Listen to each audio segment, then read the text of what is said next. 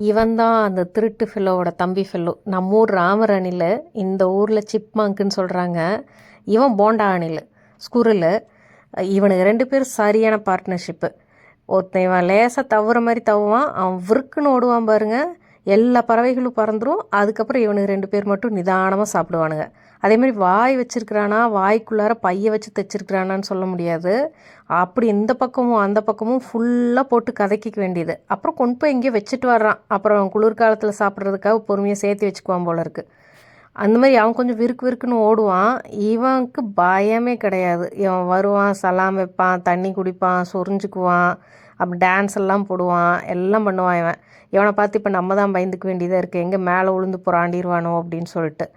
அதே மாதிரி நம்ம ஊரில் தான் இந்த சிட்டுக்குருவிகள்லாம் ரொம்ப குறைஞ்சிட்ட மாதிரி தெரியுது. இந்த ஊரில் நிறைய பார்க்குறேன் நான். நல்லா தண்ணி வச்சோம் அப்படின்னா அந்த தண்ணியிலேயே குளிச்சுக்குதுக, அதையவே குடிக்குதுக.